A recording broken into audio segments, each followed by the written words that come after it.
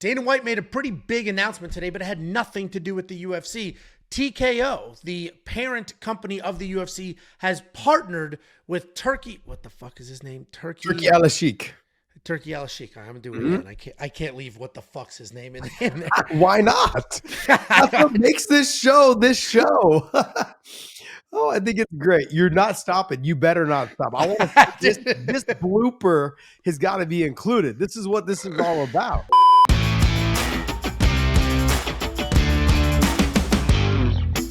There was a big announcement. Turki Alalshikh and Dana White announced the partnership. It's not Dana White. It's not his money. It's not him personally. It's TKO, the company that owns UFC. They own WWE, just a giant management company. And they have partnered together to, in their words, change boxing. They want to revolutionize boxing, completely change the entire boxing system. So let me just walk you through a couple of high-level points and some other buzzwords you're going to hear if you read some articles or watch some other news recaps here. The first thing you're going to hear about is they want to change how boxing is done. Right now, boxing is kind of a mess. You'll hear like WBO, WBC. There's different sanctioning bodies. That's why every single champion in boxing has 3 different belts or 2 different belts because they try to unify them. And that all happened because the federal government said a promoter can't be a manager, and they implemented all sorts of rules, and that's called the Ali Act. I did it no justice there. It's far more complicated than what I said, but the Ali Act only applies to boxing. It does not apply to MMA, which is why in MMA, you can have somebody like the UFC run a promotion and handle fighter pay and handle the belt and a lot of the other things that maybe wouldn't happen in boxing. Managers famously can run promotions. So now what they want to do is basically take the model that's working for the UFC, owning all the talent, building all the talent, and move it over to boxing. And that's what they have partnered to do. A couple of quick high-level quotes. These are from the press release. It says they want to develop a highly structured system to develop new talent from around the world, including athlete combines and academies. So right off the rip, what they've been doing on that side of the world is buying giant names in boxing. Now they're realizing that financially probably doesn't work. And you need to develop the next generation of giant names, so they're going to start to build them. The second bullet they had was they want access of all the boxers to be able to use the UFC PI. There's obviously one in Las Vegas, but I think there's like 3 or 4 around the world. Shanghai, and there's another one. One in China. There's another one somewhere. I can't remember. Got to be Europe, no? Yeah, it's probably somewhere in Europe. So they're allowing all of the boxers under this umbrella to utilize and sort of share resources like the UFC PI. The UFC PI is more than a gym. They handle your meals. They have physical trainers and all of that. And then the last thing is they're going to share resources as well. Obviously, Turkey has access to essentially unlimited, infinite money. Yes. So with that money, with TKO's expertise of running WWE and UFC, they want to change how boxing is done. And Dana basically said, you know how I do it. You know what we've done with the UFC, and that's what we're going to do with boxing. Yep. So that's a very long-winded breakdown after blowing the guy's name and the press release. What are your initial thoughts about all of this? Look, I said this probably, I don't know if you guys recall, back in the day, Lorenzo Fertitta, Frank Fertitta, and Dana White started they used to run around with shirts that said Zuffa Boxing. If you recall those days, I said, look, this would revolutionize boxing based on the fact if they tried to run it the same way that they ran the UFC. It changed boxing. Everyone's like, oh, this is the way boxing's always been done. And, well, why can't we just change it? Why? Why does it got to keep the same format that it's been? It's not successful. It's successful for the one fighter at the top or the 2 that are making all the money. And the rest down below, you get a shitty card for $100. I'm sorry, but if it's a pay-per-view model that you're looking for, it's not working. It's maybe working for those top guys. But look, let's be honest. Turki Alalshikh has made it very clear. Canelo wants to fight for me, he can fight for me. If Bud Crawford wants to fight for me, he can fight for me. And I'm going to go ahead and offer them that amount of money. You said that doesn't work. It does not work. But what it does do, which Dana White knows, is I take those stars like he did with Chuck Liddell, Tito Ortiz, and other fighters, and you put quality, entertaining fighters below them. And how do you build your brand from there? You build those young stars by building them on the undercard of the bigger names. So that's what he's looking to do. There's no secret to what he's going to do. I mean, he's already done it. That's one. Scott Coker did the same thing. He took guys like Frank Shamrock, guys like Kung Lee, who had a pretty decent name in the Sancho kickboxing world. He took myself, who was from the UFC. He took Gil Melendez, who was fought in Dream and all these other promotions and was a champion over there. And he built around Nick Diaz. He built around us. And the other fighters fought below us, and then they had success. They didn't have success. The ones and the cream rose to the top. I'm sorry, but guys like Daniel Cormier, Luke Rockhold came from the depths of Strikeforce because that's what Scott Coker did. That's exactly what's going to happen in this boxing. Now, everyone keeps saying the Ali Act, the Ali Act. You don't need the Ali Act because, look, managers can still be involved.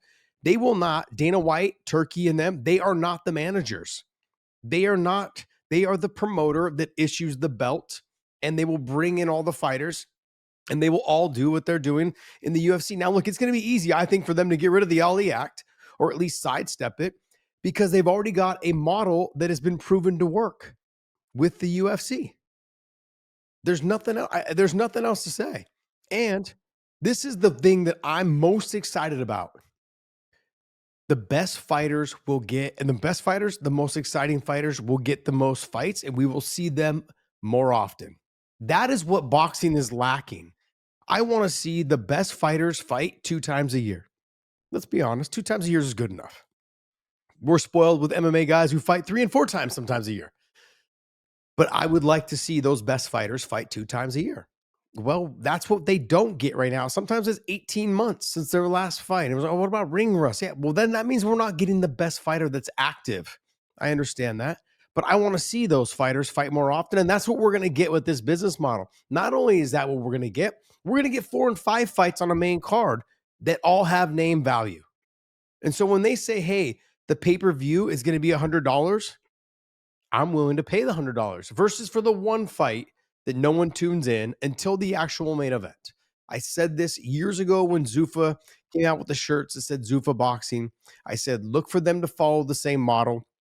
They will be the promoter, the matchmaker, and the promotion all in one, just like they are with the UFC, and it will change the way it goes. And everyone kept saying, no, you hear, and I love these guys, man. They're great guys. They have great talking about Luke Thomas, Brian Campbell. I've heard Ariel talk about it before. All these guys talk about how UFC needs to go to the business model of boxing so they can start making, MMA guys can make more money. I'm sorry, but this sport was built on a stacked card, on 8 fights or 9 fights, 3 or 4 undercard or 4 or 5 undercard, and then like 4 or 5 main fight cards. That's what it was built on. That's what people have gotten used to. That's why people love this sport. Not to mention it's way more exciting than boxing. But I think if you were to put boxing in where you had name value for 3 fights or 4 fights, and that was your card, sign me up. It makes it more interesting. If I can get every single fight to be a Katie Taylor, Amanda Serrano style fight, if I could get every single fight to be a Tyson Fury, Deontay Wilder fight, sign me up. If I can get those fights, I want them. And I will watch every single one of those fights. Right now, we don't get that. The last thing I'm going to say is this. When boxers lose their O, they disappear. I'm sorry, but in MMA, we're just getting started. It's like when we lose our O, it's almost as if it's like it reignites our fire for us to get better. And that's what I'm looking to see out of boxers. They disappear. The promoter stops promoting them. It's like they're gone into the abyss. This is not what I want. I want to see that guy who was most exciting. I want to see him again.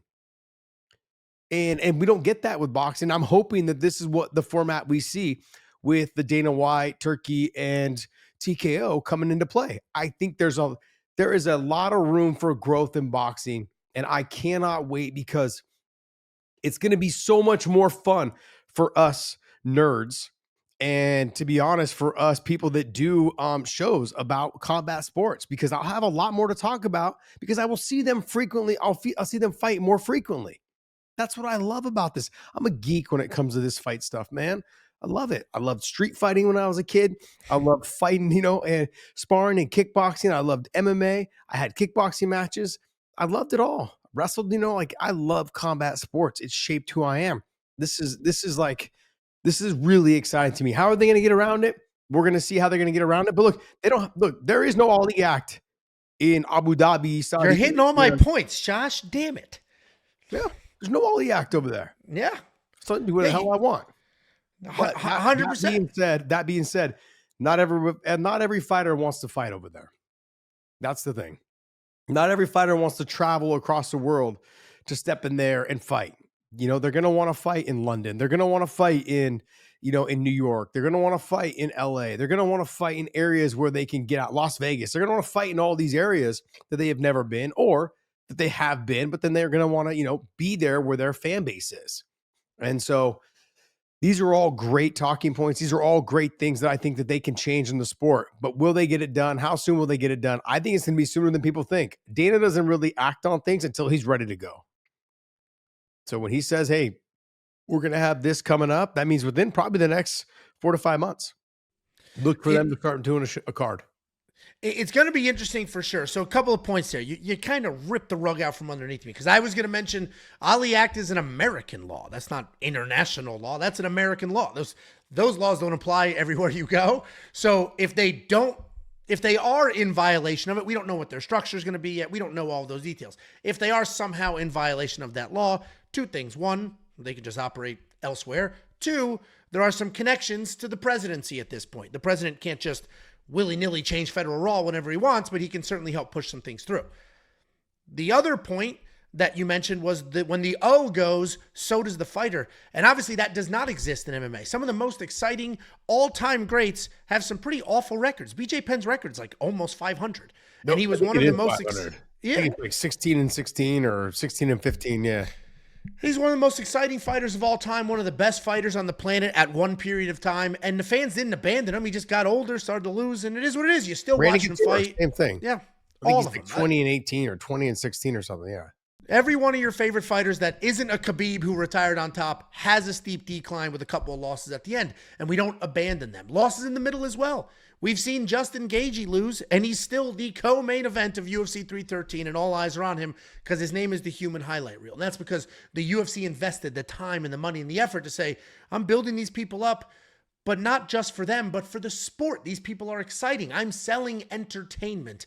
Boxing seemed to have lost that years ago when they went down the rabbit hole of everybody has to be undefeated. Undefeated versus undefeated. Undefeated versus undefeated. And once you're stuck in that mindset where you've convinced everybody that if somebody lost, they're not good, you're a little hamstrung with what matchups you can do or not do. So I love the idea of we're going to put on entertaining fights. It's not always for the title. It's not always to be number one in the world, but it will be entertaining. And you can trust if you buy a pay-per-view, if you show up to watch an event, you're just going to have some fun. Well, so I love that aspect. They lost all that when guys like Marquez, those guys, they had lost plenty of times. You had, you had Pereira, you had Marquez, you had Pacquiao, you had, all of them had lost except for Floyd Mayweather Jr. Yeah. All of them had lost, but those were some, De La Hoya, Trinidad. I mean, there were so many names along that list. Those guys that had lost, though, everyone tuned in to watch them fight again. And to say that it doesn't work, or that boxing, the reason why it didn't work with boxing, that they started pushing those guys out. Here, let's be honest. These guys that have losses that are not even getting wins in the UFC anymore have left and had successful pay-per-views somewhere else. George Masvidal and Nate Diaz, successful pay-per-view. Great fight, great card underneath, did good. It didn't make the numbers that the promoter was hoping to, that he promised the fighters in terms of money, but the actual, the arena sold out. The whole card was a great card. There's other fights also too, but certain guys have not been successful in the UFC. Mike Perry going to BKFC, having success over there. Yeah. There's other fighters, like fighters that are leaving now that are a little bit older. Look, we are all going to tune in to watch Donald Cerrone come back.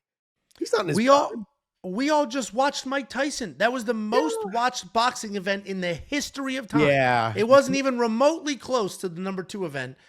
And that guy was 60 years old. And he fought a 22-year-old that was unproven because they did a phenomenal job. We knew it was going to be like just fun. It was a spectacle and just leaned into the entertainment side of it. And I think that would benefit boxing quite a bit here, because the narrative out of boxing, or the narrative against UFC and for boxing, is that boxers make a lot more money. And they do. but only a tiny percentage of them do. It's less When than Francis, 1%. exactly. It's like 5 people that can sell pay-per-views, Yeah. and then everybody else is making. Some of these undercard boxers, like everybody wants to make fun of UFC for 10 and 10, 12 and 12, whatever it is now. Some of these undercard boxers are making hundreds. Yeah. Not even $800, thousands. $900. Yeah, hundreds of dollars. Yep. No, I know. No, I used to train and work with Ricardo Cortez, who had fought Kirkland, had fought other guys. Oh gosh, man, I forget his name. Jeez, he fought in bare knuckle boxing as well. God, I forget. Anyways, he ended up fighting him too. Like as soon as he lost, then they started matching him against guys that were just to get him out of there. Yeah. To basically say, hey, boxing's not for you, and to move on with your life. And instead of, hey, let's try to build you back up. Like that's what the UFC does. If you guys ever notice, 2 fighters that have a loss, they mash them together so at least one of them gets a win. Yeah. That's what you want. You want someone like, hey, I have a loss, he has a loss. We're both coming off losses. One of them is going to walk away with a win. I can build this back up.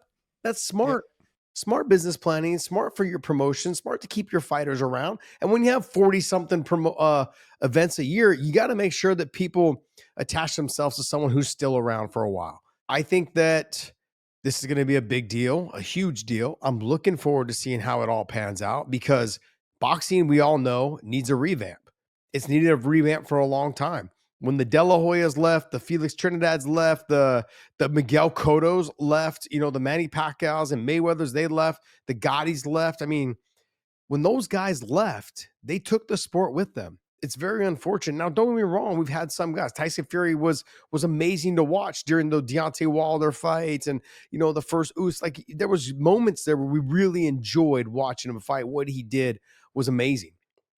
There's other fighters that have been in that mix that Triple G, Canelo. Canelo. But they're all getting old. This is going to be a great transition for boxing. I think that obviously Dana White is probably the best promoter that's ever walked the face of the earth. And, and I would put him and Scott Coker right next to each other. And people are going to say, oh, how could you say it? Dana's done this, done that. What Scott has done in terms of building promotions, he's done it at a high level and has been able to sell all those promotions to, other companies. Now, he didn't want to sell those companies, but they were sold. And so that being said, when you can sell and make a profit, then that's what they did. So look, I put Scott up there as well. He built Strikeforce. He helped build K1, in the US market. He did a lot. So those guys, to me, they do a great job. This is something new though. When you have endless money at your disposal, it's going to make a big difference. And I'm looking forward to seeing what how this all pans out. What are the things that you are most excited about seeing? I think I'm most excited about building a generation of new stars because the current stars are getting old. I am excited about people fighting more often. The reason boxing's or high-level boxers can get away with not fighting so often is because if you're getting $20-30 million, you're good for a year. You can take a little time off. And then the way they sort of milk those paydays is holding out, waiting, and doing that type stuff. What I will like is, as much as it can kind of be tricky in some cases, like if there's a personal grudge between the promoter and the fighter, what I do like is if it is all under one umbrella, if they take these unlimited funds, essentially, gobble up some of the current superstars, as you mentioned, then use that platform of a giant headline. Let's say Canelo, for example. He's probably a bad example because I think he's the #1 pay-per-view draw right now. But let's say it was Canelo. They'll gobble up a Canelo. They'll gobble up a Usyk. They'll gobble up the handful of people that can sell pay-per-views because they have unlimited money. Then they'll take these next generation guys, the younger stars, throw them on that card, build them up, put together a couple of hype reels like what Dana's doing with Callum, Callum Walsh, the boxer that he's out of Ireland. Correct. He's going to be on one of these cards, I guarantee it, in a pretty prominent spot. So they're going to take all of that, spend the initial upfront money, build out the card top heavy, and then load it with young people. And they're going to put those same young people in card after card after card. So we'll get used to them. We'll watch the highlight reels. We'll get the interest pieces. And they're going to build this next generation. So I'm looking forward to caring about some of these other fighters the exact same way I care about, who's the Kevin Holland equivalent in boxing? Who the hell knows? Because the guy lost a few in a row and that's it forever. You're out the door. We'll never see you again. So having those guys that you care about in MMA that are fun, exciting to watch, but they're never going to be a champion. Having them in boxing, that's the thing I'm looking forward to the most, is actually caring about boxers. You want to hear what I'm most looking forward to? Is I want to see which all these MMA guys have wanted to do is crossover. Yeah, that'd be fun. That's going to be huge. There's going to be some boxer who truly believes that he can fight MMA. And there's going to be obviously a lot of MMA guys who have already tried fighting boxing. And you're going to see that. And here's what else you're going to see. When guys just can't figure it out, like, hey, you know what? I want to fight that guy. And maybe I can't beat him because he's such a good grappler. And the guy says, hey, I'll fucking box you. And there's a need for, like, look, let's be honest. Alex Pereira has already said he wants to fight Usyk. Usyk's not a big heavyweight. And I mean, I think Usyk's obviously would just probably destroy him on the feet in terms of boxing. The sport is useless if you can't. Like, if you can't, then what are we doing? Say that, but anybody can be caught with a big left hook. Sure. Alex Pereira has. I mean, it's less likely. I think it's not that likely. But the guy that I was thinking of was Lomachenko. Vasily Lomachenko. That's the guy I was thinking of. Small guy, good footwork. Yeah. It's totally just blew my mind, man. I can't believe I don't remember that. But yeah, anyways, look, there's fights to be had there. And two guys that want to fight in just strictly boxing. What about two wrestlers going, hey man, screw you. Like, put me on maybe the opening fight on the card, headlining, say whoever else, it could be a heavyweight title fight, whatever it is. I mean, look, I'm down to watch it, man. Let's see it happen. And there's also too, would we do, you're going to have the 8 ounce, 12, it's going to be legit boxing. I'm looking forward to those type of things. Fighters that share interest in fighting both. To me, that's exciting, man. Look, Bud Crawford can wrestle. Have you not seen the wrestling videos of him? No. Oh, he can wrestle, man. Really? He can wrestle. I believe he was like a All-American. Oh, he wrestled growing up. Okay. Yeah, in high school, he wrestled growing up. And so, excuse me, what happens if he wants to try his hand in MMA? Yeah. Pay me this much money, and I'm gonna step in there and have give it a try. Who knows? You never know. And I guess for me, it's the imagination of what if this guy did go over to MMA? What if this guy did go over to boxing? How would they do? Like, look how excited everyone was when the Conor and the Mayweather thing happened. Now I know that was pretty much a huge one-off, and other guys have tried and have not been able to replicate. But there's going to be another guy.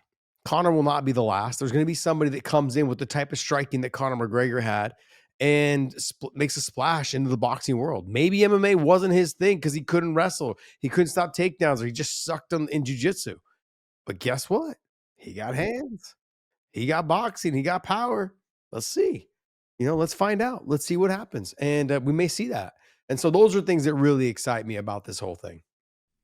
Yeah, it could be a lot of fun. I'm looking forward to it. I know there's some random haters out there not loving it. A couple of narratives taken off about, Dana's done with the UFC. He's checked out. First of all, obviously he's not. It's his entire identity. But frankly, it kind of runs itself, right? Like, we have people that have stepped up. Mick Maynard. There's now 2. Hunter Campbell.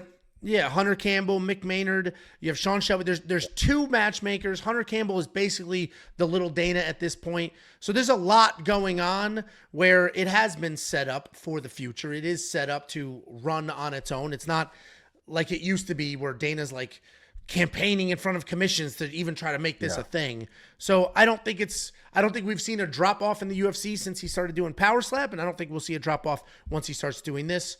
To your point, it'll be interesting if there's some crossovers. I'm looking forward to it. I think it's only a good thing because other than the giant paydays from a couple of fighters, boxing is not doing that well. Boxing's dead. And UFC is doing incredibly well. Yeah, every single week there's fights. Boxing's boring as fuck to watch. You get the world-class guys. Look, we just had with Tank. I love Tank. I want to see him fight.